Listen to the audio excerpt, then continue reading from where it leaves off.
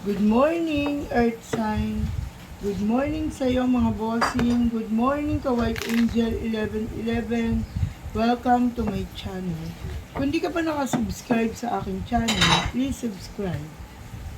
Pindutin mo na rin ang notification bell upang mauna ka makapanood ng aking reading. Good morning, Earth Sign. Taurus, Capricorn, Virgo. Good morning sa iyo.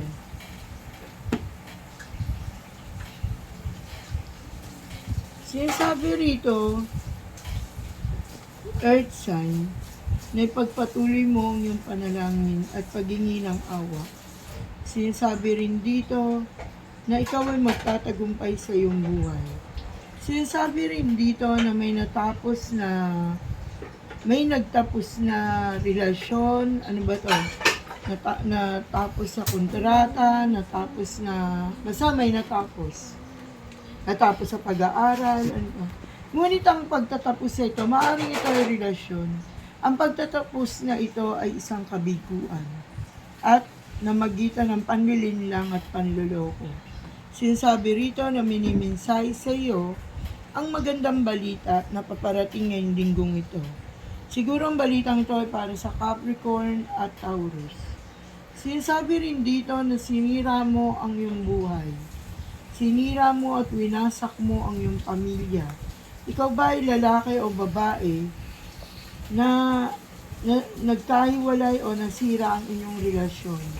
Sinasabi rin dito na malapit nang dumating kung ano man ang iyong hinihintay.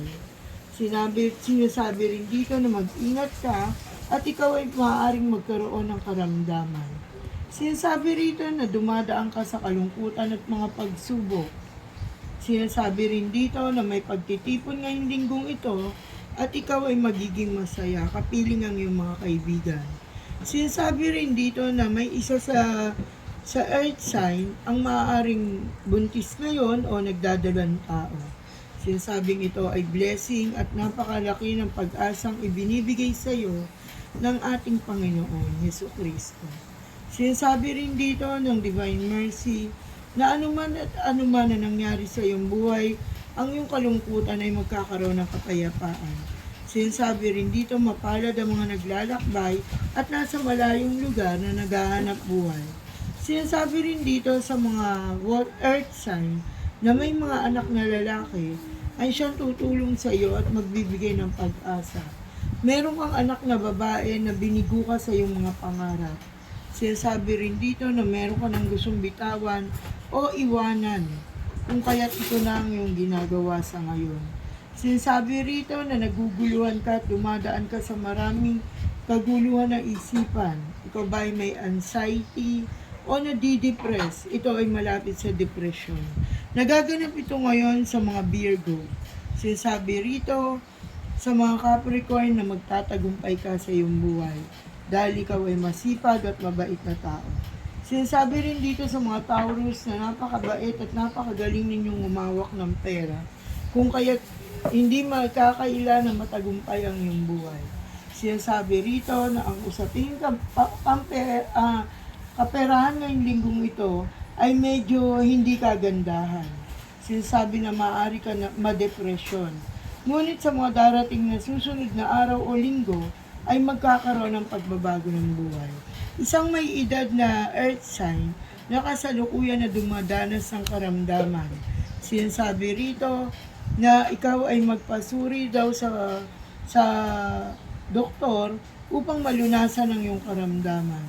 Sinasabi rin dito sa mga kabataan na Earth Sign na makakapagtapos daw kayo ng pag-aaral. At sinasabi rito na makakapaghanap buhay kayo ng maganda.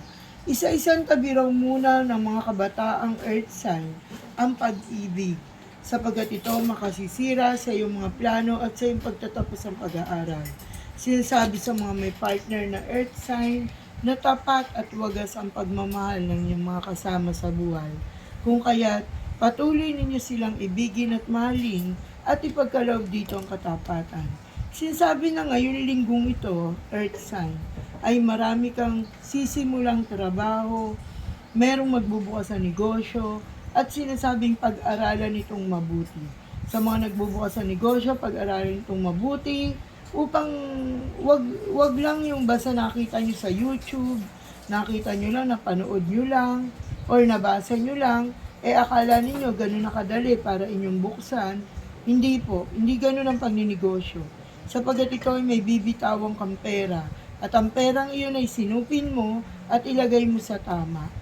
Okay? Huwag po tayong papasok sa mga sinasabing negosyo na hindi ninyo alam o yung mga investment na hindi ninyo alam ang talagang kasagutan.